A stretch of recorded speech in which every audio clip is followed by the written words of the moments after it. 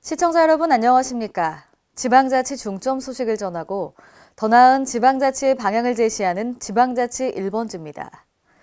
이시종 충북지사가 지난 1일부터 이틀 연속 국회를 방문해 총 36건의 내년 예산사업 3,128억 원의 증액을 요청했습니다. 국회는 지난 1일 문재인 대통령의 시정연설을 듣는 것을 시작으로 예결위원회와 각 상임위원회별로 내년도 예산안 심사에 들어갔습니다. 이 지사는 이번 국회 방문에서 중부고속도로 확장과 중부내륙선 철도, 청주 에어로플러스 1지구 부지 매입 등 사회 간접자본시설 예산의 추가 확보에 주력합니다. 특히 충북도는 이번 주 발표 예정인 중부고속도로 확장 사업의 타당성 조사 결과에서 타당성이 있는 것으로 확정되면 문재인 대통령의 공약임을 강조하면서 예산 확보에 주력한다는 계획입니다. 금융감독원이 지난 1일 서울시 등과 서울 핀테크 아카데미 개설을 위한 업무 협약식을 열고 핀테크 전문가 양성을 위해 힘을 합치기로 했습니다. 서울 핀테크 아카데미 과정은 반기별로 30명씩 체계적인 금융 및 핀테크 교육을 제공함으로써 즉시 투입이 가능한 핀테크 전문가로 양성하는 프로그램입니다. 금감원은 강사 지원, 커리큘럼 개발 등을 지원하고 혁신 친화적 금융감독 체계 추진의 일환으로 서울 핀테크 아카데미 과정의 운영에 적극 동참할 계획입니다. 인천 지역 여야 국회의원들은 인천항 제1항로 증심 등 인천항 현안 해결을 위해서는 지역의 여론을 하나로 모아야 한다고 목소리를 냈습니다. 인천항 발전협의회는 지난 1일 서울 여의도 켄싱턴 호텔에서 지역 국회의원들과 항만 분야 정책 간담회를 개최했습니다.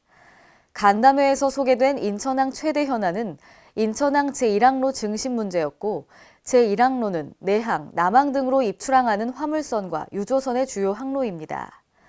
이 항로의 계획 수심은 14m이지만 이에 미치지 못하는 지점이 54곳에 달한다는 것이 인천항 발전협의회 설명입니다. 이 자리에서 이귀복 인천항 발전협의회 회장은 2015년부터 해양수산부에 수차례 건의했지만 검토하겠다는 답변만 되풀이하고 있다고 불만을 터뜨렸습니다. 한국전력이 주관하는 빛가람 국제전력기술 엑스포 빅스포 2017이 지난 1일 광주 김대중 컨벤션센터에서 개막했습니다.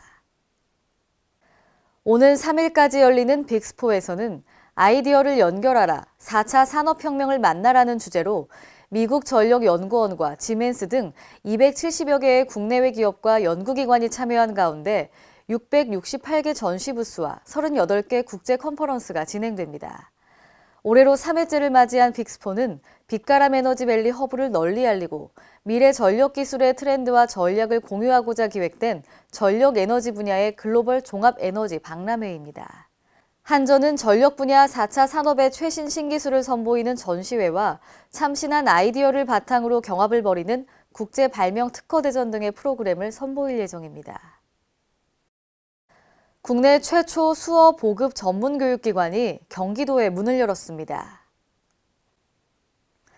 경기도는 지난 1일 수원시 장안구 소재 경기도 수어교육원에서 개소식을 갖고 본격적인 업무에 들어갔습니다. 수어교육원은 도내에 거주하는 청각, 언어장애인과 비장애인이 수어로 생활하는 데 불편함이 없도록 한국 수어 보급과 수어 사용 문화 정착을 위해 설치됐습니다. 교육원에서는 한국 수어의 올바른 보급과 농문화의 이해를 위한 다양한 교육과정과 사업을 전개합니다. 앞으로 경기도는 수어교육원이 일자리 연계기관으로서의 역할을 수행할 수 있도록 내년부터 교육원에서 배출한 수어통역 도우미 32명을 시군 민원실에 배치하는 수어통역 도우미 지원 사업을 실시할 계획입니다. 고대 올림피아 헤라 신전에서 화려한 불꽃을 피운 2018 평창 동계올림픽 성화가 마침내 우리나라에 도착했습니다. 모두를 빛나게 하는 불꽃이라는 평창올림픽 성화는 대회 개막을 꼭 100일 앞둔 지난 1일 오전 9시 50분 성대한 환영 속의 전세기편으로 인천공항에 무사히 안착했습니다. 올림픽 성화가 한국에 온 것은 1988년 서울 올림픽 이후 30년 만입니다. 평창 불꽃은 성화봉송의 출발지인 인천대교로 이동해 첫 봉송주자인 피겨 유망주 유영은의 손에 들려 101일 동안 2018km 대장정에 나섰습니다. 울산광역시는 울산과학기술원, 미국 샌디에이고시 등과 함께 지능형 미래자동차, 개놈 등 4차 산업혁명의 핵심 분야에 대한 국제협력을 추진합니다. 울산시는 캘리포니아 대학교의 수지대이 IGE 소장 등과 지난 1일 울산시청에서 지능형 미래자동차를 포함한 스마트 교통 혁신 사업의 상호 협력 방안을 논의했습니다. 이번 교류를 시작으로 울산시는 자율주행차, 커넥티드카 등 스마트 교통 혁신 사업의 연구개발과 사업화, 지능형 도시교통 인프라 구축 등에 협력합니다.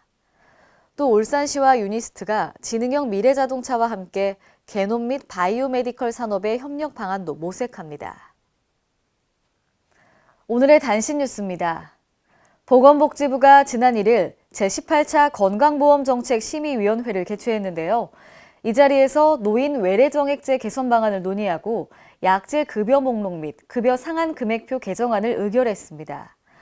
노인 외래정액제는 65세 이상 환자가 의원급 외래진료를 받을 경우 총 진료비가 일정 수준 이하인 경우에는 정액만 부담하도록 하는 제도로 노인복지 향상을 도모하고자 도입되는데요.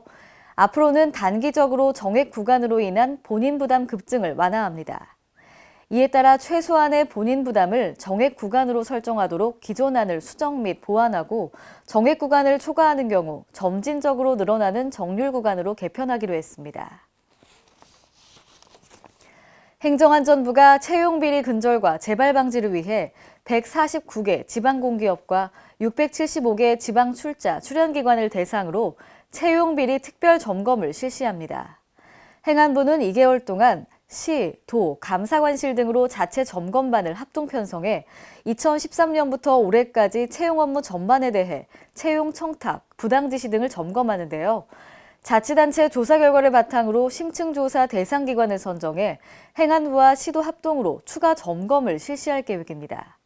이를 위해 행안부와 시도 및 시군구에 지방공공기관 채용비리 특별대책본부를 구성합니다. 이상으로 지방자치 1번지를 마칩니다. 시청해주신 여러분 고맙습니다.